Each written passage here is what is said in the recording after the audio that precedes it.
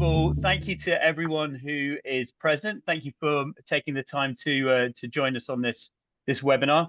Today, we're going to be looking at the often overlooked nexus between strategy and sales. Our experience and our understanding has highlights the fact that very often sales is approached in a strategy agnostic way.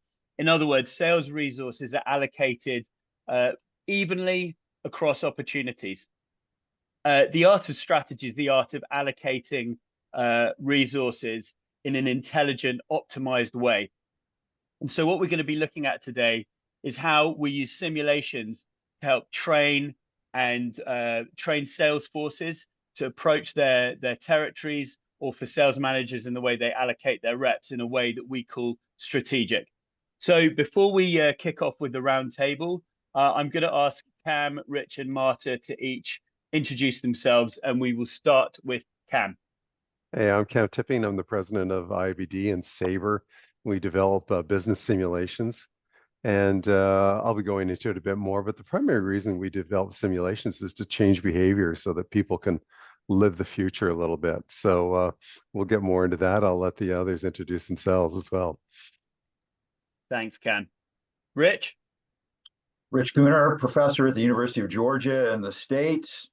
Was originally, once upon a time, a naval officer, and then worked for a living until I was almost 40, was a chief marketing officer, and then saw the light, went back to school, became a professor. I teach mostly strategy and sales, and I'm a big fan of this approach. So any of you all who are contemplating how you might use this in your actual practice or with students, I'll be happy to talk to you about it. The one thing I find most striking is that not only is this really useful to sales managers, but I find it to be really useful with senior managers who have no sales experience or very limited sales experience, because these simulations allow them to actually get as close to hands-on experience and puts them on somewhat of an equal footing with their sales managers. And since sales is the largest part of most of their P&Ls, and they are very nervous about it, this has great application and appeal to senior managers and aspiring senior managers. And again, I mean, and also, I think we all know, as much as we'd like to think otherwise, that most senior sales managers do not have these skills and experience. They don't look at these things that portfolio management, deciling, concentration curves. This is not common knowledge among even senior sales managers. But great. Excellent. Thanks, Rich. Marta, could you please introduce yourself? Yes. Hi, I'm Marta, or in Switzerland, in Lausanne. I had the pleasure of working with Cam when I was at Medtronic. We used a simulation and with the European marketing and sales team, and they just absolutely loved it. It was not only about the learning, but it was, again, condensing the learning, right? Because that's the whole point of simulation, is condense that learning, as Rich explained, but also working in teams, competing against each other. It's almost like gamified learning, and there's a lot of decisions to be made. It's very real life. And, so based on that, I'm a real enthusiast. And now going forward, I'd love to learn more how it can be used with younger companies earlier on. We know that it, like Rich use it university. We know corporates use it. And as we go forward, I'd love to hear more how it can be leveraged by smaller companies. A lot of innovation in Switzerland. So a lot of startups, a lot of scale-ups. So that's not the only opportunity, but it's an opportunity I'd like to hear more about going forward. Thanks. Excellent. Thank you very much, Marta. So just to all of our attendees today, just to give you an outline of what to expect, we'll have a 40-minute roundtable, in the middle of which Ian from the Sabre team will walk you through the simulation software. And after the roundtable is finished, we will have 10 minutes for a Q&A. So please note down any questions you have, or even put them in the chat, and we will address them at the end. Okay, so let's get the ball rolling with the roundtable, and we'll start with a very broad question. What got you interested in strategy simulations? And I'll start with Cam.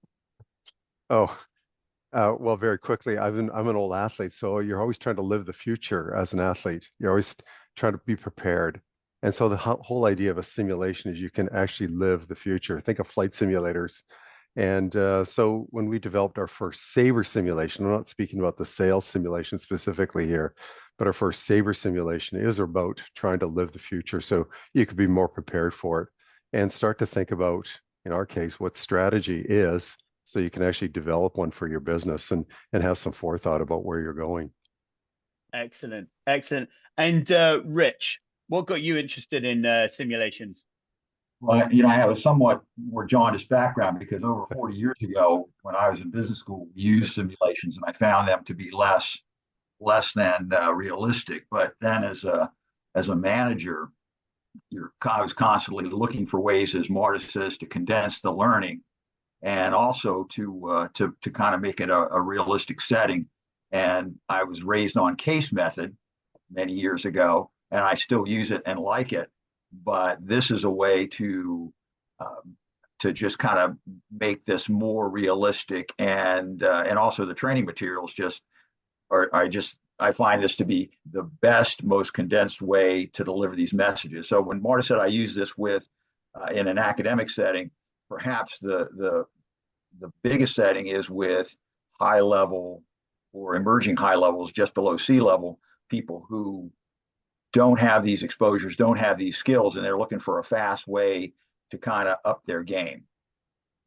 Excellent. And Marta, what got you interested in using simulations at Medtronic? Am I right? Yeah, I'll give a very short answer because we have plenty of opportunities to discuss. So what originally got me interested is bringing a European team together to do something completely different. You usually meet and you have a strategy discussion session. The different countries present, what am I doing here? What's working in the Netherlands? What's working in Spain? Or you have a more traditional training. And sometimes there's a need to bam, just do something different and bring people together under a new, situation or opportunity. Yeah, Jeremy, Excellent. maybe I'll jump in here a little bit. I think, Sure. one of the key things that comes out of this is a common language. Is once a team goes through the simulation, they walk out with a common language. So when they're doing their strategy, and I want to be clear, I'm not looking for the same strategy from all the countries. What I'm looking for is the same language. So everyone in the other countries or other regions can be evaluating each other's strategy and stealing from each other as well. And I think the last thing I'll say is when you think of learning, we learn from experience all the time. So if you're playing hockey or football or anything, did you catch the ball? Did the ball go in the goal? There's always feedback. Where in business, the feedback loop is so long. It's 6 months, 8 months, 12 months, if from when you launch a product to know whether it's going to be successful. And so a simulation just compresses time. So you can come back after lunch and go, did that ball go in the net? Or, in this case, did the product launch successfully? And ask why or why not. And especially the why not is when the learning really takes place, because we all think we know this stuff, but we don't really get to show it. And the simulation gives us a chance to really put it on the line and to practice business.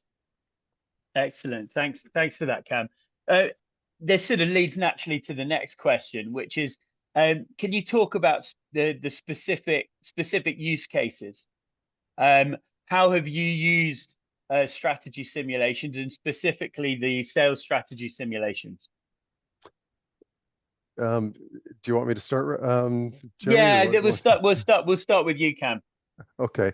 Well, specifically, this one started with a launch of a product in Canada for Bayer. There was a drug that was released in Europe, and Bayer had the rights to it in Europe. Another company had the rights to it in North America, but both companies had the rights to the same drug in Canada. And so they're both going to launch the same molecule under the same name, two different companies. One company had, in Canada, it was 1,000 sales force, and Bayer had 200 and 210 salespeople. So Bayer saw the writing on the wall. They're going to get crushed. So they brought us in, asked us to write a simulation to get their salespeople focused on the right target. We'll talk more about how the simulation worked and when we do the demo, but I can tell you that the larger company withdrew from the market 4 years later. They got crushed by 1,000 reps. They put all 1,000 reps on this launch, and they got beat by 210 because the 210 focused their efforts properly. And I got many stories along that line. We'll get more into those, but it was so cool to see them take the principles in the simulation and apply them to their real business and make a huge difference. Not only to the bottom line of that company, but to the lives of many people, and they got the right product. Yeah, it's like swinging an axe. You can either swing it hard or you can sharpen it, and that sounds like that's a vivid example of the power of sharpening the axe. Yeah, good analogy. Yeah. So, Rich, tell us more about how you use the simulations, particularly in the academic context. I use it with undergrads, and I approach my undergrads. They're generally seniors, last semester seniors, and they have a sales focus. I also teach strategy, but I'm using it with those folks. They love it. And I'm using it with some executive MBAs. They find it revelatory because many of them are sales managers, but they still have not been exposed to this level of skills. And just as a sidelight, this is probably, I won't go too far, but Cam, at some point we might want to talk about this. But I have some friends who work in licensing at a top 10 business school, and they license faculty technologies and kind of put together deals and try to be go-betweens with VC and things like that. And they are totally unfocused. And I've had some recent conversations, and these I don't know whether the sales simulation would be perfect for them, but I think the skills would certainly be, because the same focus, the same attention to where the business really lies is exactly what they're not doing. Yeah, it's interesting. Okay, we'll have that conversation. Yeah, don't worry, it's probably not a me thing, it's probably a you thing. So Marta, can you tell us about how you used simulations? Well, the major use, I think you guys alluded to it, is really developing a common language. I think that is so incredibly relevant, because when you have a corporate setting with people from many different countries, they come with different education baggage. They probably have had their own way of doing the planning. And at least when I was at Medtronic, there wasn't necessarily a standard way that we should all be thinking about, like doing our marketing and sales plan. Each was presenting it in their own way, and each took their own cut or their own way of approaching it. And so I think that common language is really important.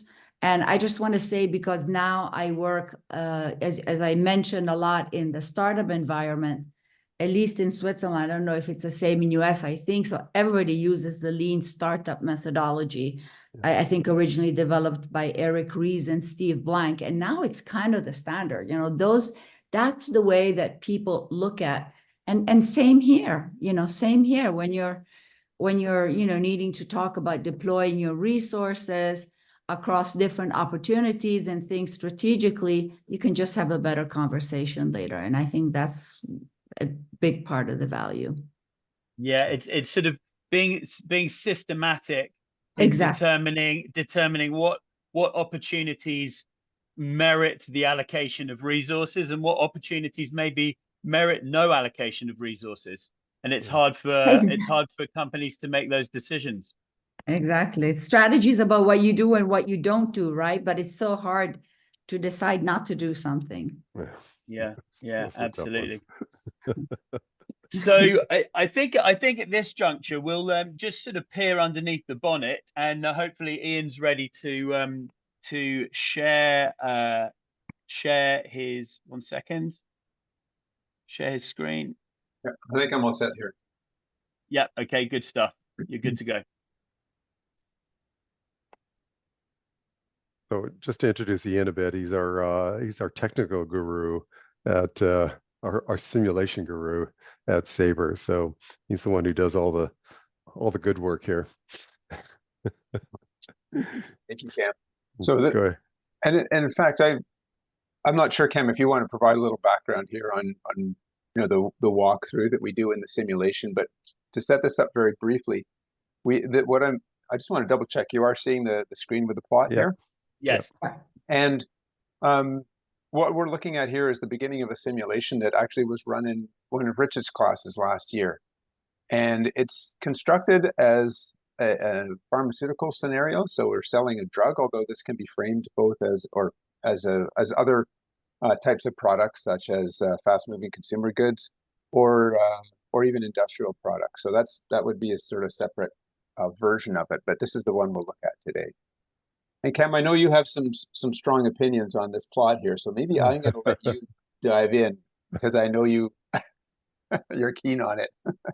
Well, just let me say, when we do a course, there's a case study that goes with this, of course, and so people are familiar with the environment. In this case, it's a pharmaceutical. We've done this in the chemical industry and FMCG, and so rather than in this case, you got physician names across the bottom, it could be company names across the bottom, etc. And in that pre-reading, they've got some information about the quantity of product that each of these purchase, or in this case, prescribe. So they know how much they're going to be prescribing, or typically over a year. How much is going to the competitors? How much is coming to our company? What our relationship with this customer is, and it's kind of the information that a salesperson would have about their customer. And then based on that, we give them some resources. So we say, hey, you've got time. You've got so many visits you can give to these, in this case, 25 doctors. So I'll give you why we picked 25. A typical territory is 250 doctors. So we just took 1/10. You don't have time to make decisions for all 250. So we just said, hey, here's 1/10 of a territory. You're an experienced rep, experienced salesperson. Go, where would you spend your time? And where would you spend your other resources? Other resources being in the pharmaceutical one, you can leave samples behind. Other resources in the pharmaceutical one is you can take your doctors to a lunch and learn, or you can do continuing education. So you can spend a little bit of money on them as well. So where would you spend your resources?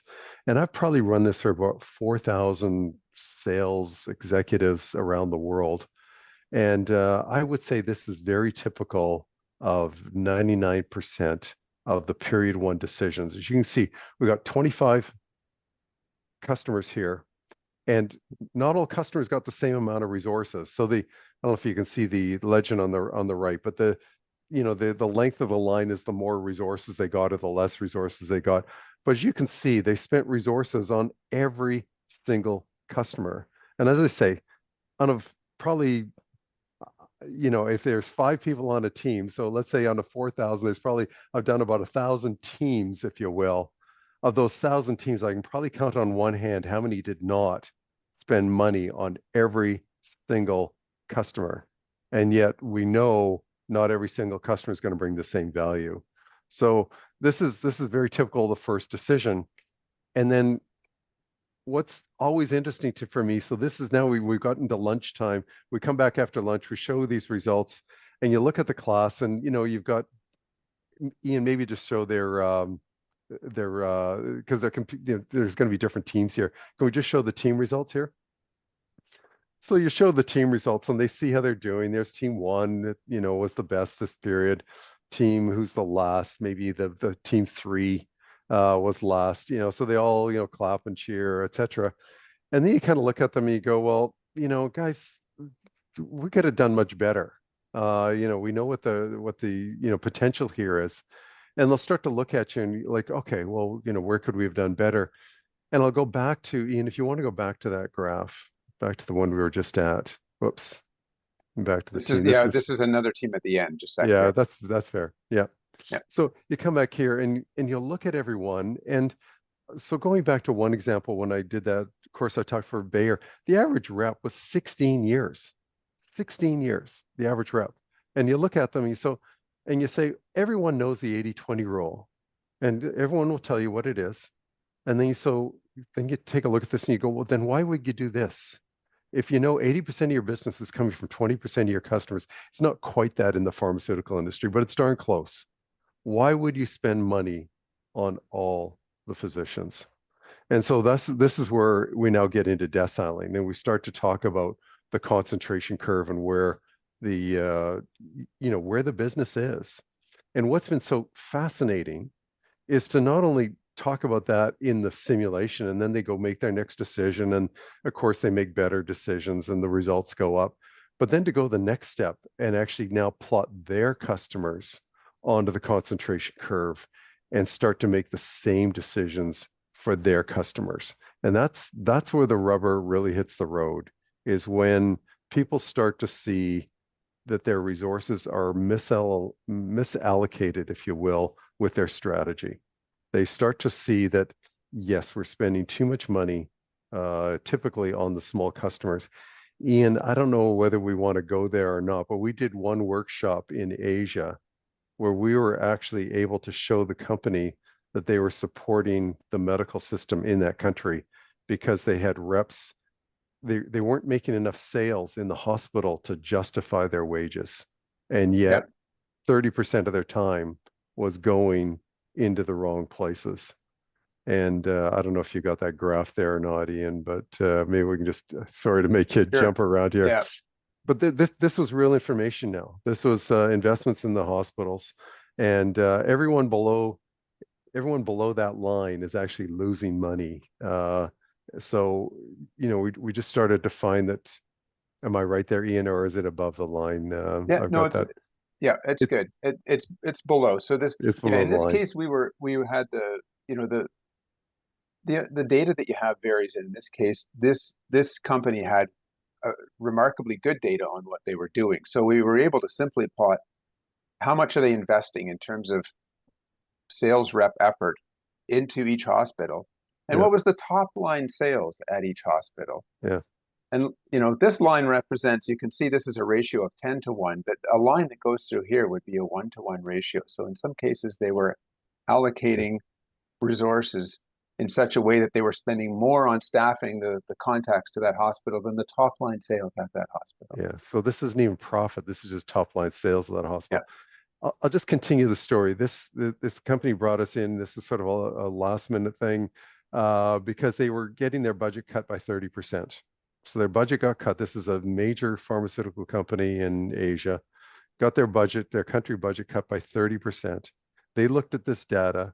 They realigned their sales force. And with a 30% cut in their budget, they had to lay people off.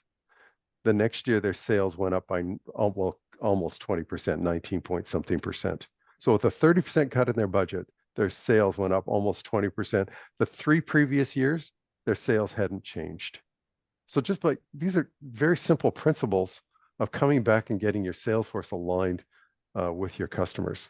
And, so typically this simulation will run, 2 decisions, maybe 3 decisions. They go through and they'll, Ian, if you want to go back to the sim, they'll go through, we'll talk about deciling concentration curves. They'll put their customers or, in this case, their doctors on a 9-box grid. And basically we're asking them to decide which ones they're not going to invest in and which ones they're going to invest in more. And then maybe we can take them to a period 3 result there, Ian, and just show the change in investment and then the change in market share. And perhaps before I do, Cam, I'll just point out something, when we go to the next slide, the thing to remember too is that these customers are ordered in terms of the volume of business that they represent. So this Crosley individual is responsible for a much bigger volume of business than Gilmore, who's responsible for the least. And so that gives rise to the concentration curve that we see in purple here. So there's, the accumulative size of the market as we move from left to right gradually approaches 100%, but most of the volume that is under the control of the individuals on the left side. And so when we go to, you want to go to, just roll them ahead to period 3. Maybe before we do, go ahead. Yeah, go ahead. Let's roll to period 3. And I'll just mention here, as Ian said, from Crosley being the biggest writer of scripts, but not your best customer, because he's obviously in bed with a competitor. But you might wonder why some people are investing in Richard and Ortona on the right-hand side. These might be opinion leaders who might teach at a university, might not be high writers or of your product, but sway opinion of a lot of the other physicians on this grid. So it's not just by volume that you want to be allocating resources. There's other reasons that we get into in the class, but basically, this team has made some good decisions of coming back and saying, hey, MacGyver, Batista, if I'm on the far right-hand side there, Marconi, they don't bring us any value. Why am I going to spend time there, with those? And what's I find fascinating is it emboldens them now to do the same in their own business. Because remember, simulation is always just a tool. It's just a tool to accelerate learning and change behavior. And once they see it happen in the sim, they go do it in practice. And I won't have time to tell all the stories, but I have so many just a very quick one. I was working with one guy and he came back for our sales manager course and he showed me what he did in the sales from this course. And he showed me how he changed his sales force in his team. And then he swung his chair around and he says, and last year, Cam is a smaller pharmaceutical company, but he says, and last year our market share doubled. And then he actually swung his chair around, and that's when he smiled at me and he says, and they made me a VP. But these are very simple concepts that just don't get practiced. And that's what the simulation does. It allows us to practice them and then take a look at our own information and go, oh my gosh, I'm making the same mistakes and make some changes. Cam, there was one question that's come up in the group from Philip, which is a very important question, and it often comes up when we talk about simulations. It is, what if the principles and assumptions are wrong? I'm assuming that he means the principles and assumptions behind the simulation are wrong. Cam, I'm sure you'll be able to speak to that.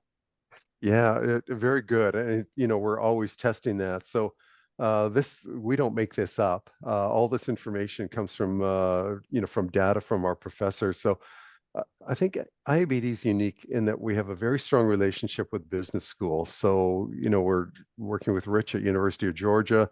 We're very close with Wharton Business School. IMD in Switzerland is a very tight partner.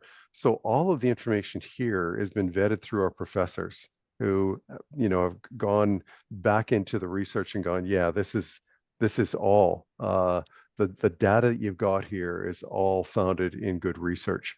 What I found, I think it's Philip, but what I found interesting is we started teaching this just for pharma. But very quickly, I was working with some chemical companies in Houston, and I wonder if this is the same. And it was exactly the same concentration curve, exactly the same as you'll find in pharma. And then we were working with some FMCGs in Asia, and I'll be working with one in Istanbul next week. The same, it was Coca-Cola, same concentration curve, exactly the same. We find it everywhere. You will find these principles keep popping up everywhere. And it really just getting people to come back and recognize what that principle is and apply it. And that's 90% of strategy. I think, Cam, one important thing to tie back here, and this calls all the way back to what Jeremy said at the opening.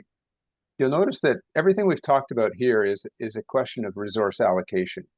So if you think about sales training, what we're not doing is there's plenty of great material that'll tell me what I should do when I visit Dr. Chen here, how I should conduct myself, and the strategy around the conversation with Dr. Chen, or the tactics, if you will.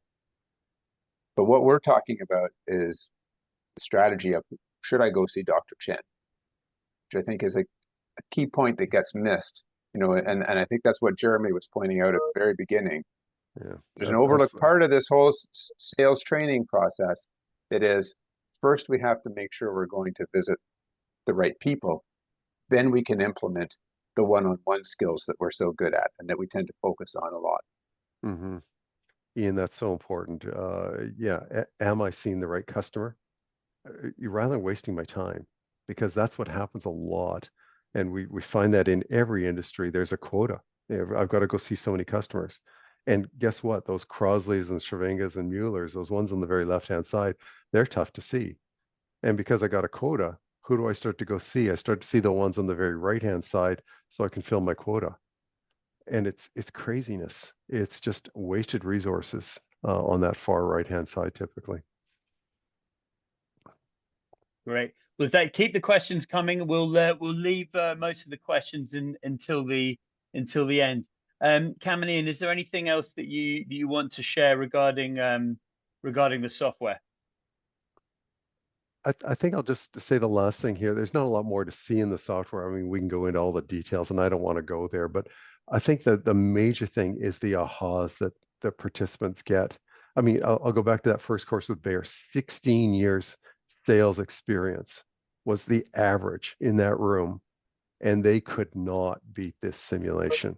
They were still doing the mistakes of a rookie salesperson going to see or spending resources on everyone is absolutely bonkers.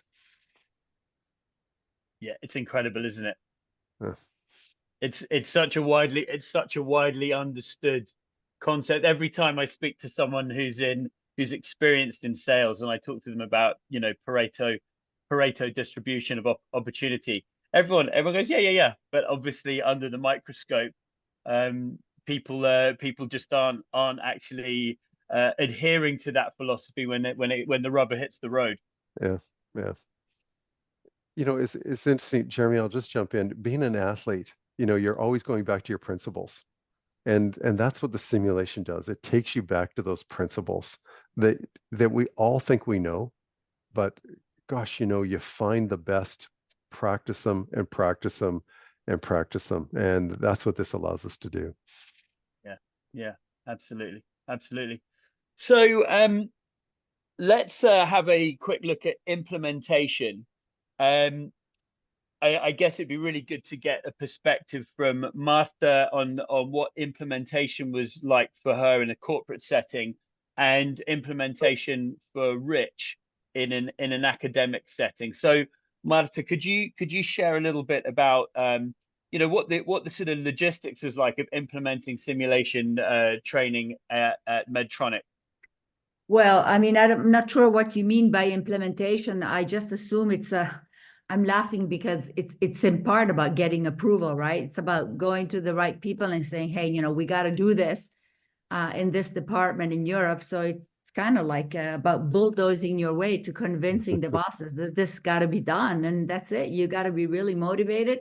You got to tell them, you know, this is something that we got to do. And so basically getting approval and getting it done, and possibly repeating the experience because there's different simulations, and then using the language. I would say those are the 3 points. Excellent. And did you find when you were having those conversations, was there much awareness of simulations as a training tool and the benefits? Not at all. I think the name dropping helps, you know, if you can say, oh, well, they were using the simulation at IMD, which is the nearby business school. And also there were quite some senior people that went to IMD in Medtronic Europe. It was the Medtronic Europe headquarters. So that helps a lot, you know. So when you can say, hey, this business school that you trust is using it, it's just a stamp of quality, and that just made it easier to get it approved. Yeah, sure. Got to use all your cards. Marta, I think one of the key things in working with you was the follow-on that you were able to bring. You know, because we come in, we do a course, and we leave. You know, and then that language has to be nurtured and expanded. And so a lot of our work tends to be with those senior executives of just using the language and helping other people apply it. And I think that's what was so key at Medtronic for you. Yeah, and also I think now I'm just remembering one thing that occurred after is, you know, this was so fundamental, and Medtronic was very much of a sales company as opposed to a marketing company. Yeah. And there was no sales. I mean, there was no sales academy. So I was head of marketing for neurological. So we set up the Medtronic Neuro Sales Academy, and then they're like, oh, that's great. Let's set up the Medtronic Europe Sales Academy, Medtronic Europe overall. So it's also about just like motivating people to do more and to pay attention to skills related to sales. So this was probably also an element which helped to further instill the right culture, you know, that you need to not just throw people, you can't just take engineers and put them on the field and like train them for 2 days and say, okay, now you're in charge of sales and now you decide which surgeons you see and how much time you spend in each surgery room, because that's what Medtronic reps do. So it's also a change of mindset, and this is a good element to kick it off.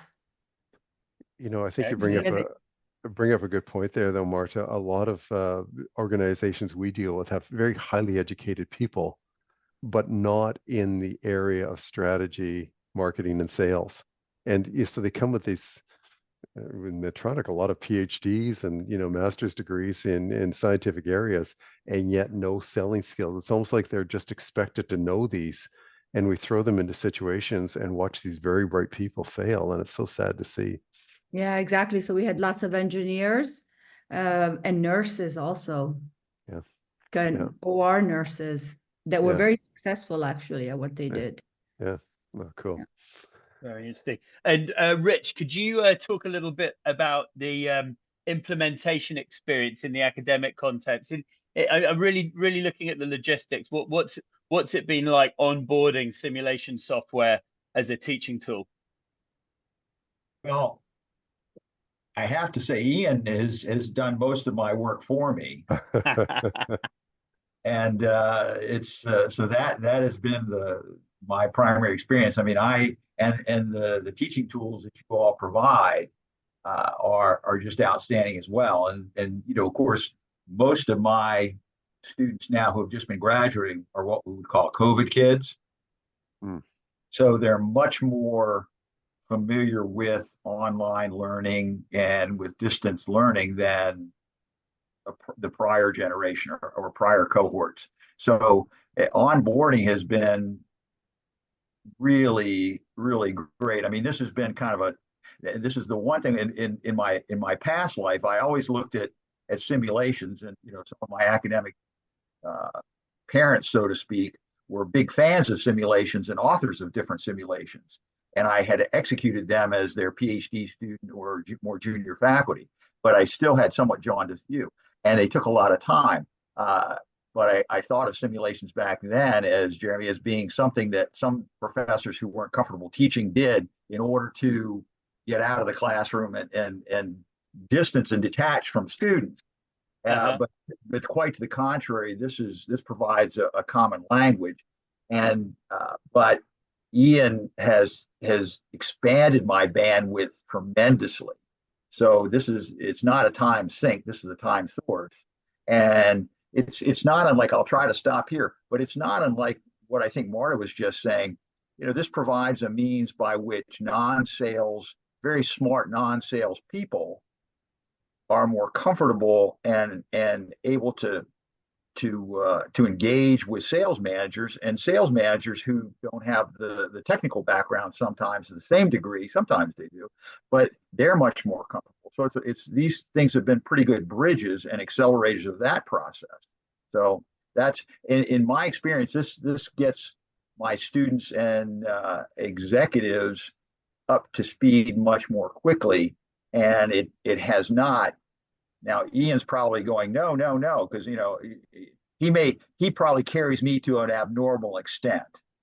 But I don't use GAs or TAs. So Ian has done an enormous amount of execution. So I don't know if that's not part of the deal, Cam. So forgive me, Ian, but that's been the truth. Fees are going up, Rich. Well, I'm about to retire, Cam, so I think you should double your fees.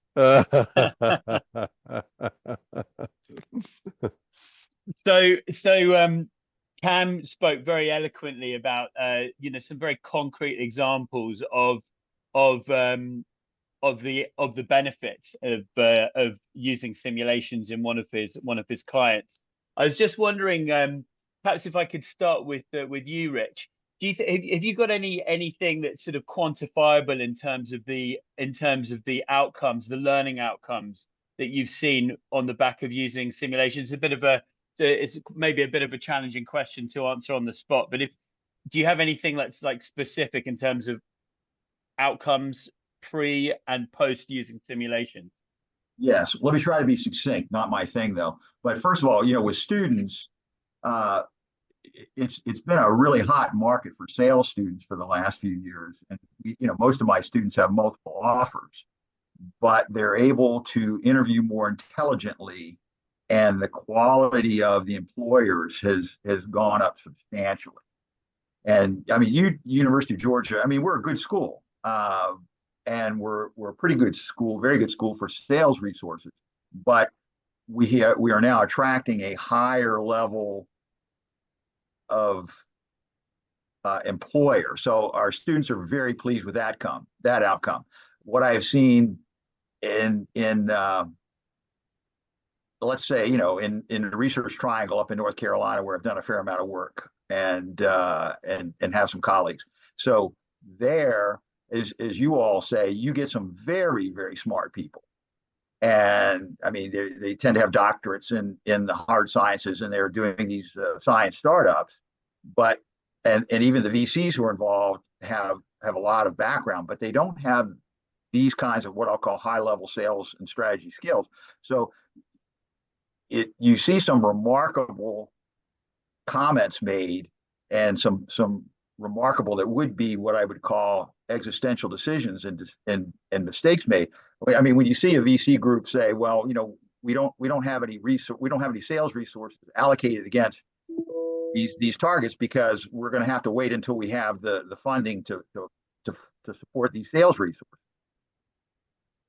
I mean, so this is, in my experience, this has really accelerated smart people's ability to leverage their really good IP and startups. So the products are great, but their go-to-market plans lack, and they don't understand why. And this makes it very clear. And again, to everybody who's listening to this, I have zero dog in this fight, other than I want Ian to continue at least another year to help. But I have seen some startling, as Cam alluded to, I've seen some startling results in startups where very smart people in the Research Triangle Park up they just, it's kind of revelatory that, I would say they go, oh yes, okay, now I understand.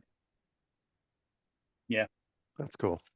That's great. And Marta, after your experience with the simulations at Medtronic, what outcomes, what sort of quantifiable outcomes did you observe on the back of that training?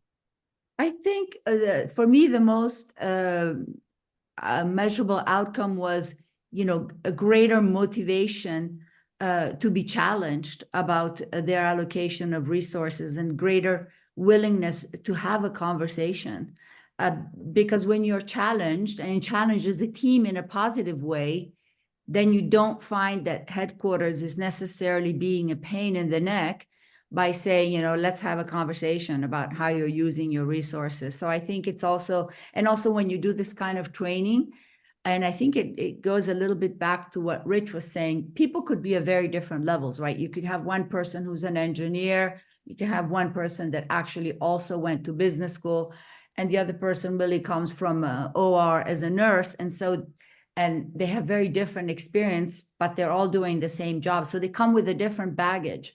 And when you're doing the same simulation, the same exercise together, then there's a measurable evidence of it's easier to have a conversation with people who have a different background. But I would love to hear more from Rich separately about how you use it in the startup environment, like in the Triangle Park, because I am in one of the Triangle Parks of Switzerland, which is here in Lausanne. So I'd love to hear more about that. Okay, sorry, I had to just say that. No, we'll see my final comment, because this at the end of probably most of my students would say a too long teaching life and professional life. But when I was younger, I look back and I ran sales organizations. I mean, I ran, my last paying gig was I ran Jack Daniel's International, which, was a pretty easy gig, but I had, hundreds of reps and dozens of distributors. And I look back on it and I think, golly gee, if I had had some of these skills that are in these simulations, if I had had better allocation of my resources, life would have been much better. And more importantly, I would have looked much smarter. Good point. And you'd be sending us samples of Jack Daniels, Rich. Well, now we used to send a lot to Axl Rose, but that's a whole different thing. And then we're also really interested to hear about the triangle experience, because I went to Duke, so I'd love to hear more. Yeah. No. Marta and Rich, could we just we've Yes, got of course. 10 minutes. Yeah, shut up. No, absolutely. Well, we can come back to it. We've got some questions in the chat. Philip's got some very technical questions, and I think I'll park them for after the call, and we'll talk with Philip separately. But I'd like to address a question that came up from Elizabeth, and she said, "Is the strategy different when selling goods, say medication or chemicals, versus services, consulting or coaching, for example?" And that's an open question to the panel. Well, I'll take that on.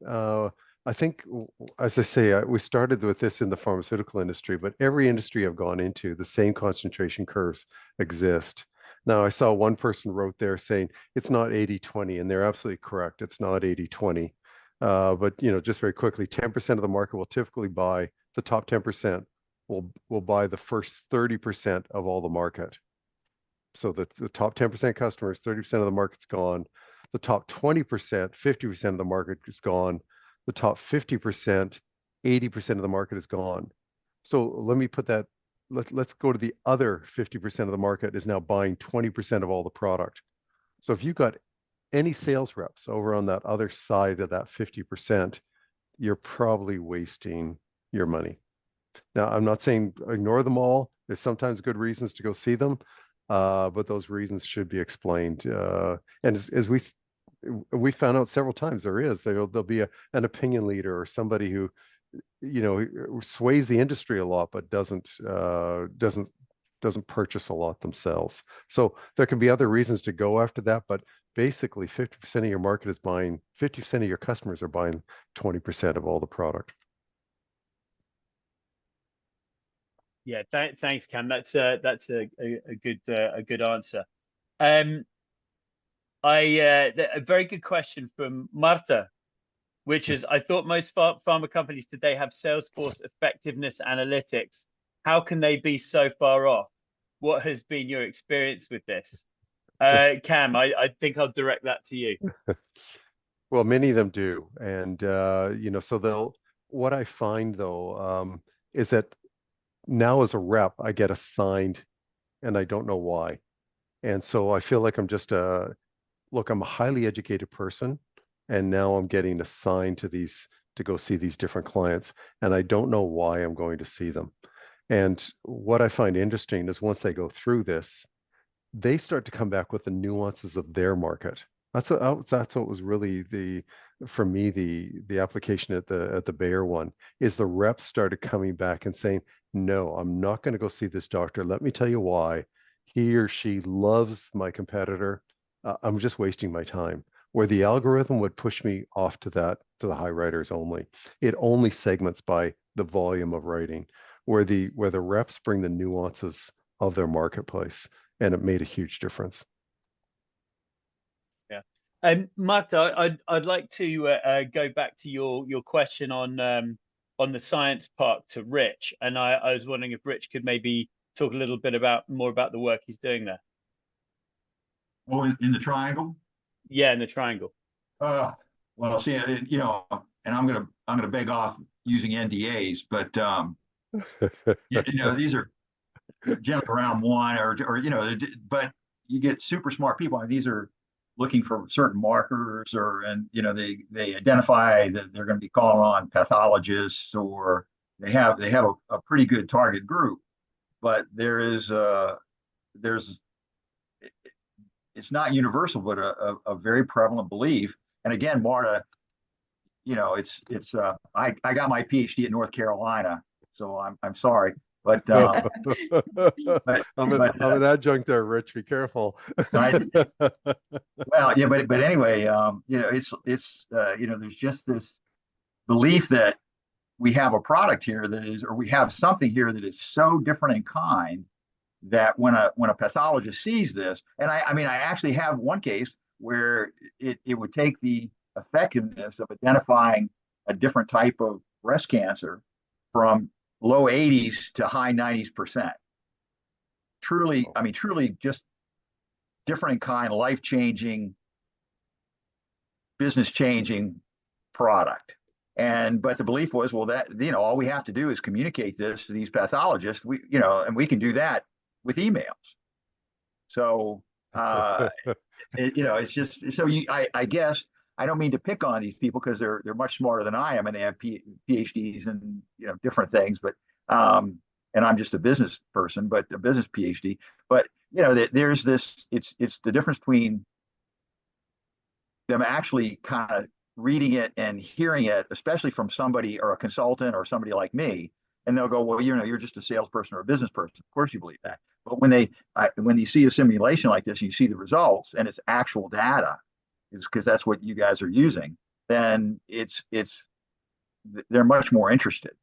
So you were helping them to define their customer segments that they should be covering for their innovation? No, not necessarily, but it's like they may even have identified them fairly well, but it's in how are they going to, with especially startups which have very limited resources. Execution of the limited sales force. Yeah. Yes, thank you. Thanks. I think what I find. Sorry, Cam. Jeremy, you quickly say. I think what I find is people get enamored with their own product, especially on the scientific side, and they believe it's going to sell itself. And there's a whole other half to the equation, and that's the marketing strategy side. And don't get that right, and watch your career go south real quick. Sure. We've got one more question from Ben, and then we will wrap up. So I think I'll address this to Cam and Ian. How much internal sales data do you need to start using this model outside of the simulations? Yeah, that's a great question, Ben. And I think you saw, we gave you a hint there of what Ian had done for one pharmaceutical company in Asia. And basically, they came to me after playing the sim. They had 3 products. One of the people came to me and said, "We're different." And I said, "Well, of course you are. Everyone's different, et cetera." And she was very adamant that this would not apply to her. So I said, "Well, do you have the data?" And the data meaning, where do our reps go? And how much volume, not of our product. Well, we want to know of our product, but how much volume of that product does that customer purchase, if you will. That's the data that you need. Now, I sent that data, they had that. I sent that data to Ian, given the time difference, and he was able to produce that chart overnight, and I was able to show it first thing in the morning. And it totally changed the strategy and the direction of that product. So, but let me just repeat again. I need to know the volume of product or services that my customer is purchasing. I need to know where my reps are spending their time, and I need to know how much of our product they're purchasing. That's it. Once we've got that, we've got all the data we need. Ian, am I missing anything? No, I don't think so, Cam. But I'm thinking of the question maybe in a little bit different, under a different light, right? Because I think about simulations a lot, and it's very common for people to ask this question: well, how do we apply this simulation to our market? And this is a tricky question, because if we think about the simulation as a means to exactly model our own market and tell us what is the correct answer to do in our market, that's an exceptionally difficult modeling and simulation request to make. And the most important thing is that we are developing, the simulation represents the market in the sense that it puts the spotlight on the principles, so that now, just as you were saying, if I'm somebody who knows about my individual doctors or my buyers, I know the principles. I learned the principles that I can apply there, rather than being told the answer from central office about here's what we do. So this business of a simulation to model the real market exactly versus a simulation to illuminate the principles that we should all be applying in our marketplace. I think that's the difference, and I'm not sure if I'm unfairly characterizing Ben's question as one that's focused strictly on the modeling our own. But I mean, Yeah, it's that balance between teaching principles and getting closer and closer to your own market. yeah, absolutely. I mean, in the vernacular that I use when talking about simulations, in very broad terms, I classify them into either analytics simulations or training simulations. And analytical simulations are a lot more granular, and the goal of those simulations is to be decision support tools for corporates, typically, as they set about deciding what they're going to do with their budget or with their capital. Mm-hmm. And then the flip side, there are training simulations, which is the category of simulations that these simulations are, which are exactly that, designed to teach and engender principles. Anyway, thank you so much for all of your questions, and for being on the call. I really appreciate it. We'll follow up with all of you and discuss how we might be able to help you further in your specific context. And thanks particularly to our roundtable speakers, Cam, Rich, Marta, and the solid hand of Ian, who guided us through the simulations themselves today. I really appreciate it. And thanks once again to everyone, and have a great rest of the day.